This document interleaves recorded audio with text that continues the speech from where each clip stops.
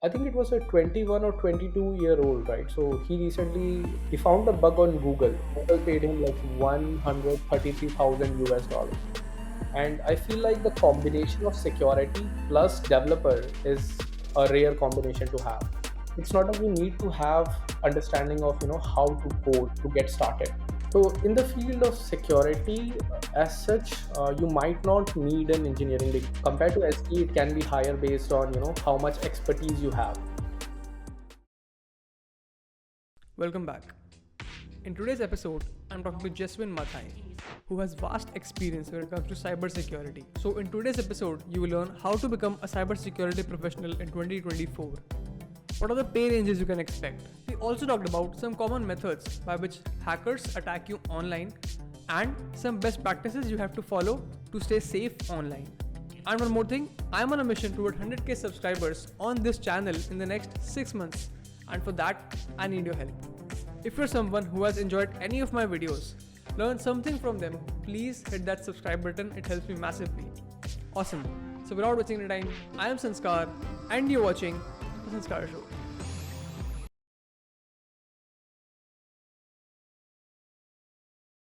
So to begin the things, can you just give a short intro about yourself, who you are, what you do?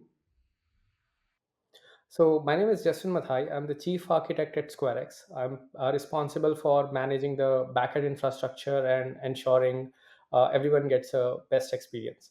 So I have published a lot of research work and various security conferences, contributing to open source community as well as conducting various training across the globe for in various conferences. Perfect. So did you always have interest in this field, Jaspin, or did you build it gradually after working in this field? I think the interest started back while I was in my school.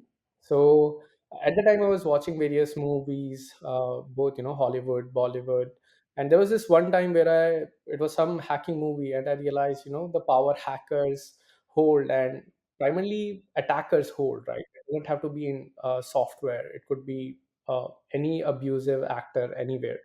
So I realized that the world of web internet could be very very dangerous, and you need to be at least familiar with what can go wrong, and more importantly learn how to protect yourself and the people whom you care about, right? So it was that sort of fear that someone can coerce you into doing something, and who knows, later on in your life you might be in a very powerful position, and if someone has some leverage on you, then it can end up impacting multiple lives. So that was sort of a fear that I had, and eventually it started that I need to be able to at least protect myself and then help out the people I care about. So anytime my parents would be getting a message, right, it sounds suspicious, they'll contact me. So to start off, it was like educating my parents that, oh, don't do this, don't do that. And similarly now, whenever my friends are feeling suspicious, they'll send something to me, I'll validate, and then uh, let them know that, oh, this is safe to proceed, but this could be a potential scam and so on. Yeah. But this is a very big and vast field, and very big players are working here to make sure that this education is spread and people who are not very aware with tech also get an idea of scams and threats. So what did you realize that you could do differently, that you could help your parents, your friends? So the strange part about security, and in fact a lot of incident, is that uh, you won't you won't think that you'll fall for it unless it happens to you. So with this, dwelling into the field, the idea was at least I need to be familiar with what are the threats that happen, or common threats that are used against normal individuals, or folks who might not be that technical in nature. So to have the attacker's perspective helps to convey the threat against everyone. Correct. So when you got out of college, Jaswin, was this your first job or you took different jobs, and what did your growth look like in your career? So I started when I started in university, right? So a lot of course there aren't any courses on security specifically. Most of them, the college curriculum trains you to be a software dev, right, in computer science or so on. Now the tricky part was at the time there were no courses, so it was a quite a struggle to, from where do I learn security, how do I even start. So, and the tricky part about security is that in order to learn or in order to know how to break something, you need to be familiar with how it works. So you literally have to learn through so many things, but you have to keep going at it again and again. So I started off as a developer, learned how various web application worked, and I feel like the best way to learn something is to do hands-on. So I went ahead, built out quite a lot of website from like various tech stacks. And once I had familiarity with, how various languages were, uh, how things actually work in the real world, it provided me some confidence that this is the way I can go ahead and try to break it. So, Jeswin, tell me, is it very difficult or complex to get started into security as a student? Because most often students what do is they do web development, app development, and even the companies that talk for placements are looking for SDE roles, not for security roles.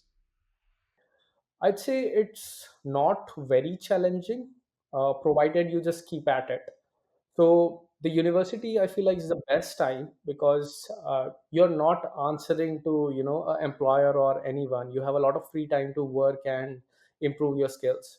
And I feel like the combination of security plus developer is a rare combination to have. So if you can in university, if you can at least have familiarity with, software side, development side, plus improve on or learn about some aspect of security, the combination can land you at places, right? It can provide you like really really good pay, role, whatnot. So a lot of times people, if you take a look at the developers, right, they might not be aware of security. On the other side, a lot of folks might be just into pen testing or a security research role, but they don't know how to develop application. So in either cases, if you combine both of them together, you are in a very, very powerful situation. But the important aspect is that you have to keep on learning. You have to just, take the opportunity and learn about everything. And I feel like at the start, it might feel a little difficult.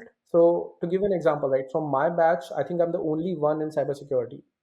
And I'm not sure if any of my juniors were in the field as well, because again the initial climb could be relatively high, the dividends will pay off a lot later, because in the early time, right, it's a lot of learning you have to go through.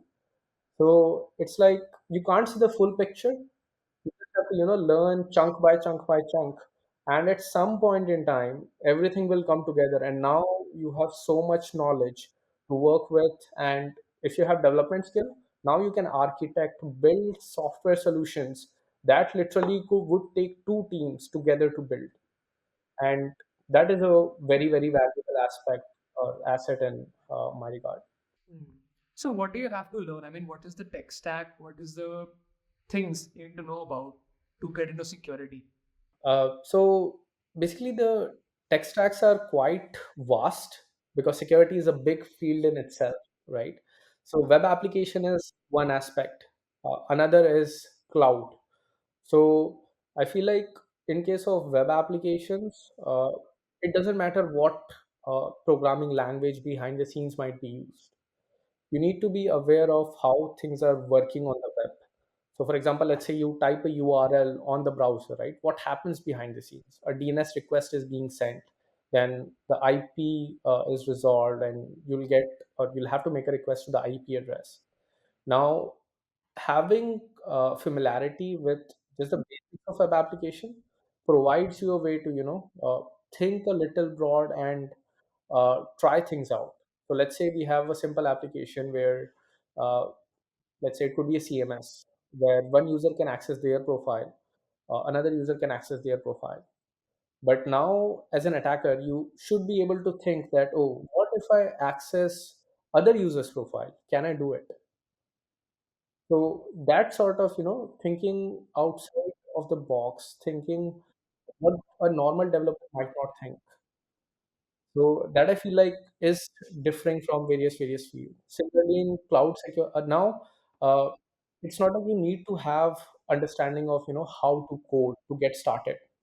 Having familiarity with the concept is sufficient. But if you know how to code, you might be able to figure out something that is very specific to the tech stack. For example, let's say you hit an endpoint, right? And that takes some input. Now, if you pass a special character in the input, it throws you an error that is specific to a PHP, Java, or any language. So then if you have familiarity with the language, you might try injecting some variable class name onto the input parameter. And behind the scenes, it might start behaving differently. So the more you know, the better. Hmm. Also, do you feel that having an engineering degree is very important to get into this field, or the degree doesn't matter if you have the skills? So in the field of security, as such, you might not need an engineering degree because a lot of folks in the industry are, college or school dropouts even. So I feel like the engineering degree primarily teaches you discipline, right? And in case of security, a lot of folks can start very early. Companies, so the requirement for software dev job and security is quite different. In software dev, you need to know how to go ahead, program, code to the best you can, right? We are talking about various algorithms, figuring out which situation uses this algorithm and so on. So in case of security, it is quite diverse in terms of where you can start.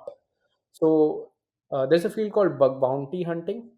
So in bug bounty hunting now it differs, right? So you can very easily get started. Uh, in some of the cases, you might be able to, find bugs, make money by running various open source tools, and then figuring out how you can exploit a website and so on.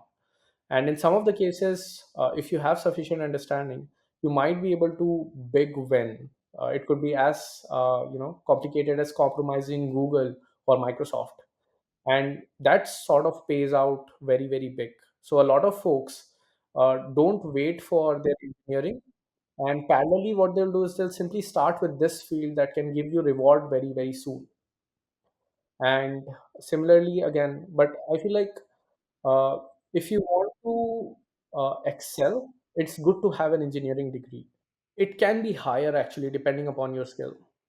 It can be lower as well, so it's a big range.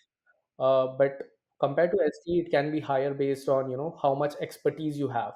So, for example, let's say you're familiar with, because in order to break something, you need to know how it works, right? So now, let's say you're testing out of trying to find security bugs on AWS. So you'll go ahead, familiarize yourself with how things are working on the platform, right? So that immediately opens up your option to engage with various clients or applying to companies that are working primarily on AWS. And then you have the security aspect in mind. So now you can develop application, build infrastructure that are secure in nature. So in a way, from the company perspective, you are saving the cost of the developer plus one more engineering guy. So they can go ahead, definitely pay you more in that regard. But again, you'll have to keep at it to keep on learning, and that's the way in. Hmm. So far I've understood that being hands-on is the only way where you can learn this field and also get higher pay ranges. Like if you have the experience, if you have the expertise, Yeah. then you can expect higher wages. Yeah, I think it was a 21 or 22-year-old, right? So he recently, I think it was 2 years back, he found a bug on Google. The bug was non-trivial to find, right? You need to have a lot of, I'd say, experience with, how various tech stack work. And he found it, and I think Google paid him like 133,000 US dollars just for finding that bug. And that was pretty massive. Now, anywhere you go with this profile that you have found this bug and companies have paid you this much, it sort of elevates your value in regards of what the company sees. So now let's talk about your role currently. So where are you working and what is your role? So I'm currently working at SquareX, and I'm responsible for managing the backend systems here at SquareX. So anytime you use our product, you'll be accessing disposable browser, disposable file viewer. So I have to make sure that everything scales well. At the same time, it is secure, and user does not see any sort of inconvenience at all. So scalability, managing the infrastructure, security, everything is handled by me on the backend side. Hmm. Let's take a step back. And can you tell the audience what SquareX is? Like someone who doesn't know about tech at all. Basically, SquareX is a consumer security product. The idea is that we hear about phishing scam almost every day, right? So you might get a SMS on WhatsApp, you might get it over your email, and it could be a very simple link. Now you click on the link, you land on a malicious page. It could ask for your, SBI credentials or anything. And the moment you enter the credential, attacker knows it. They might try to, transfer some amount to their account, and eventually you might end up losing money. So phishing scam happen in various ways, and our idea was that we need to have an impact and help out various, folks from falling for these attacks. So now browser is one interface that everyone is familiar with.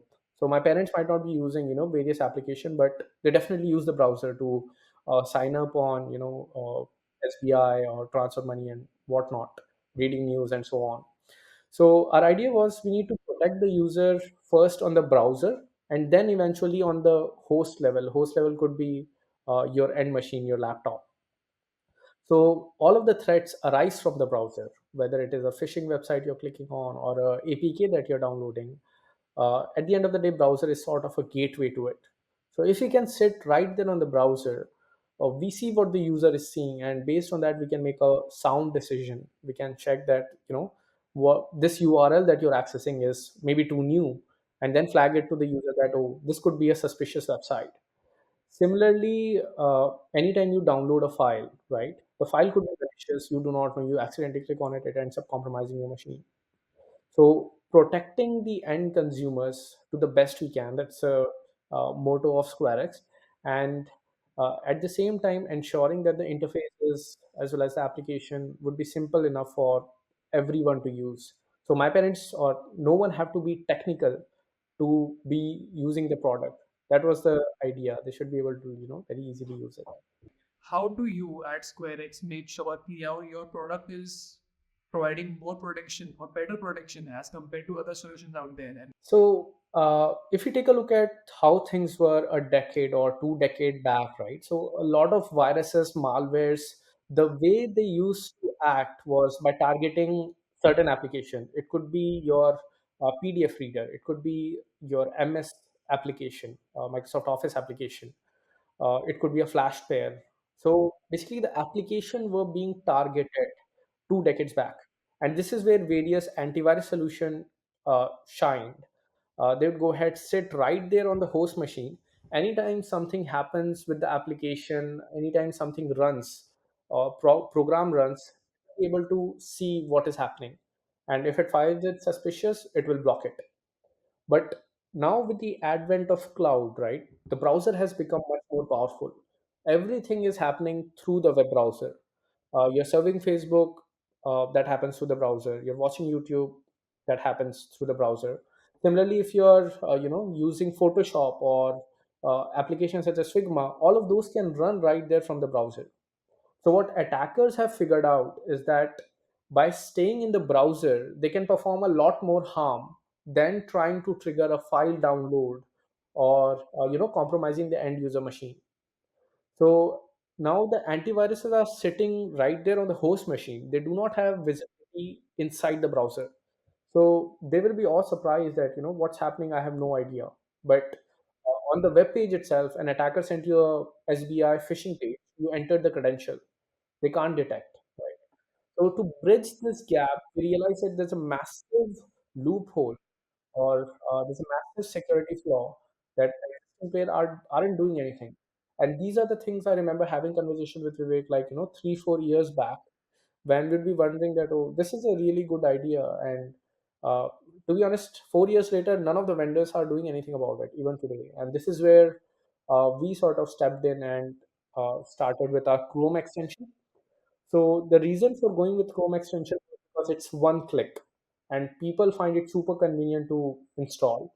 Whereas if you have your own browser or your own application, the bar is a little high for people to install, and more importantly, you'll have to train the user to use your browser or use your product, which is always high. No one likes to change unless it's like very, very pleasing.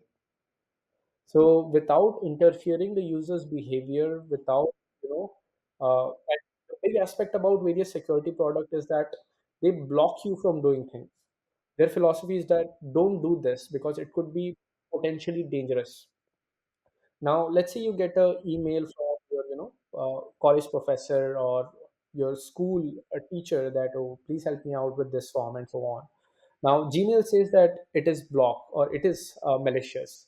Now, let's say your Windows Defender says it is malicious, but you know that it's a genuine person sending an email, right?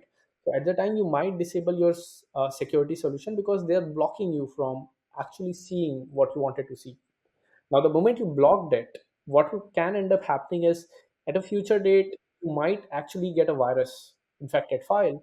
And now, the moment you download it, there is no protection for you, right?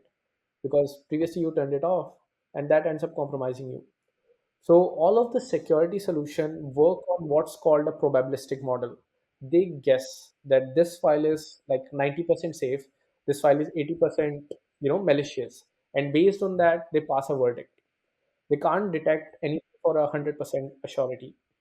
And this is where with SquareX, our idea was that we don't want to block anything. Users don't like to be blocked. We can provide our recommendation, at the same time provide them an option to view or do something safely and securely. So this is where we have our disposable browser feature. Disposable browser is nothing but a regular browser that is running on SquareX's data center. And when you try to access it, it will simply stream the view, right? So you're actually seeing set of images, but behind the scenes, all of the activity are happening in the browser. So even if you go to a malicious website, it won't go ahead compromise your machine or your device. And now, if we think about the ad business, right, it is massive. So ad business behind the scenes would be doing crazy amount of fingerprinting and tracking that you are not aware. Sometimes you are searching something on the phone and suddenly you notice that similar results start to appear on your browser because now Google has Google Signals will do this massive amount of tracking, trying to figure out, oh, this is the same user, so I'll show the ads here. So and a lot of malicious website, what they can do is, let me quickly go ahead share my screen. Basically, this is a malicious website. I'm not sure if it will work, but let me quickly show you. So now you see it took me to another website, right? And this I think might be a genuine website. Okay. Now let me try to hit the same endpoint again. Please don't access this website, Facebook with O replaced with zero, because it could be malicious. It is actually malicious, and it might sometimes take you to malicious website. Sometimes it might take you to genuine website. So you see, I hit the same endpoint, but it keeps on taking me to a different domain. Now it took me to 127.2.2.1, right? So this is what we call a polymorphing website. So behind the scenes, what is happening is it is taking some of the customers to genuine website. I'm not sure if this is genuine. I haven't visited the site, but could be genuine. But this I feel like is very suspicious. This could be like malicious extension right there. So based on who is trying to access website from where, the website can change its own behavior.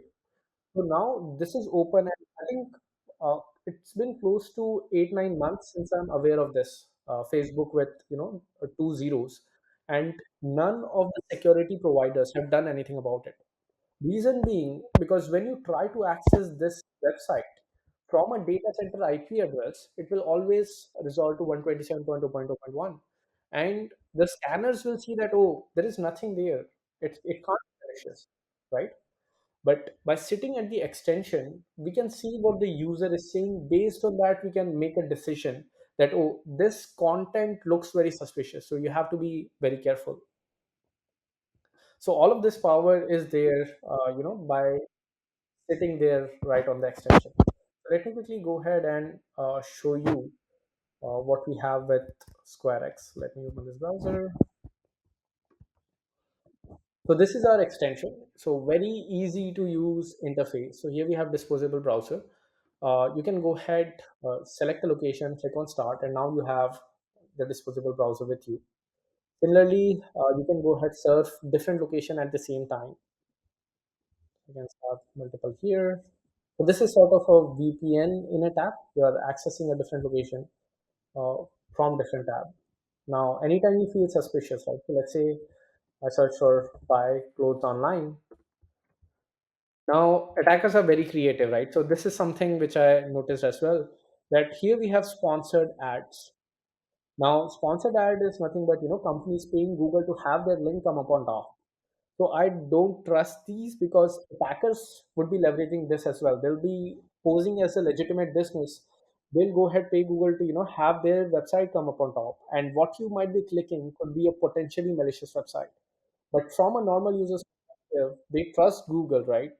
And they'd be like clicking on the first thing that is coming, and it might end up compromising them. So a lot of times, I don't trust the sponsored websites. So what I'll do is I'll simply right click on open in SquareX and click on the location. And now seamlessly from your regular browser, you can go ahead surf the website here. So that provides you a lot of power. Anytime you receive a link that you aren't very confident about, you can go ahead open in our disposable browser. The best part is it is running on SquareX's data center. So any activity you do here can't be traced back to your machine or your device. So no website can know where you're located, what device configuration you want. So that's our big feature for disposable browser. Next, we have disposable file viewer. So let me go ahead and open one of the files. So this is XLSM. So in case if you receive a document that you're not very sure about, you can very easily right click, open in any location. Now this used to be very beneficial, especially when we were interviewing folks, because we are a security company, right? And the worst thing that can happen to us is being compromised. So I have to assume that anytime I'm receiving an assignment or a resume, I have to take as much caution as possible. So previously I used to use a VM to open all of those documents, everything that is coming from unknown folks. So now here we can very easily right click and view it in SquareX. Now the fun part about this is that it says scanned by Gmail, right? But I think this is a malicious XLSN, so Google is not able to detect it. Now, what we have is in browser file analysis. So I'll quickly go ahead, turn it on. So now you see, this is our extension doing what we call in browser analysis. So right there, by staying in the browser, we went ahead, scanned this document, and figure out that this looks malicious. Reason being, it has all of this indicator. It's trying to create a, or it may create a OLE object, which is nothing but to perform further attack. And similarly, it runs as soon as it is created. All of this corresponds to potentially malicious document. And here we have a full view of who created it. All of this information is can be quite relevant. So let's say you always get document of a specific type from your colleague or your teacher and whosoever. But now suddenly you notice that someone is sending you a document file or PPTX which they never had. So now with this information you can figure out that this document was created by someone else and it is being sent to me by someone, uh, could be known party. So even if someone's account is compromised, this information can help you in identifying that you have to be careful and act accordingly. So here we have a couple of options. So if you do cleanup file, what it will do is it will clean the file right there in the browser. So I have cleanup file and here we have download cleanup file. So this will again, without having the file uploaded to cloud, it will download the clean version. Similarly, let's say you want to view the file, but you don't want to download it. So you can use our safe file viewer, which is nothing but our disposable file viewing environment. And here you can go ahead view the same file again. So this makes SquareX quite powerful, and later on we'll be introducing a lot more browser security or browser native features, such that again we are very conscious about privacy. So you don't have to have your file leave your system. We can do this analysis right there by sitting on the browser. And even if the file is confidential, we can do the analysis and help out on such cases. Also, could you share some best practices that people could use on a daily basis to stay away from spam or threats, irrespective they are using a product or not? Best is to only visit trusted website, and I'd recommend that if subscription or if it's good to pay.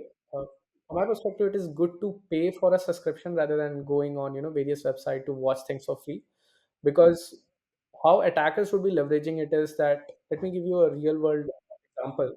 So on various website, right, you might go there for something, could be as simple as watching a football match, but you don't want to opt for the subscription. So now accidentally you go to this site, or knowingly you go to this site, you simply click on show notifications or allow notifications. So sometimes you would have noticed that the website prompt that option. Now you can have ad blocker installed to block off the ads. Now you are thinking that, oh, you have won, but it could be the attacker winning, because the moment you click on allow notification, you have in a way subscribed to a malicious website. Now at later point, what might happen is nothing will happen to you immediately, but let's say a few hours later, a week later, you'll suddenly see a notification coming in. So this is part of what we call pop-up scams. Let me quickly search for this. So what might happen is you might see something like this. Your antivirus may have expired, renew protection, or it could be your PC is at risk. So now this is something that actually happened with one of my colleagues. So my colleagues children went ahead and accessed some website, and you don't know, right, when you're trying to access something, you might accidentally end up on a malicious website. Now what happened was this notification was coming from the right corner, bottom right corner, and it stacked up all the way to the top. So it just kept on stacking. We are seeing multiple notification. And this button, if you can see, this got hidden because there was like a notification sitting there. Now the moment you close the notification, one more pops up. So to disable this, you literally have to go to settings, which you won't be able to go if you are a normal user. The only way to access the setting would be, to access this endpoint, Chrome colon settings, which most of the folks might not be even familiar with. So now with this attack, right, what the attackers are trying to do, so they might go ahead and uh, either download something, or they might take you to a website that is completely genuine.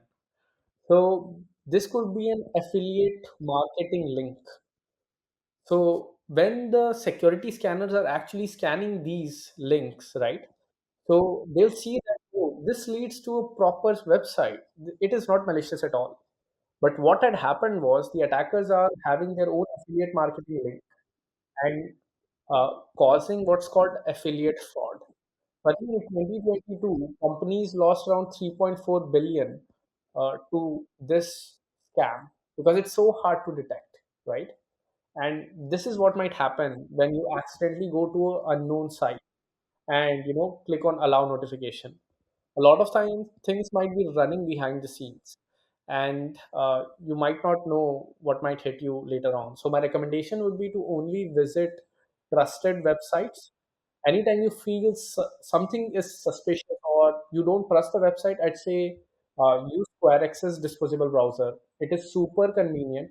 All you have to do is install the extension, and simply you can right click any link, open in the environment seamlessly. Awesome. Thank you so much, Jeswin, for your time, sharing your experience and knowledge with the audience. I loved it. I'm sure they've learned something from it. Thank you so much. Thank you so much, Sanskar. It's nice to be on the podcast.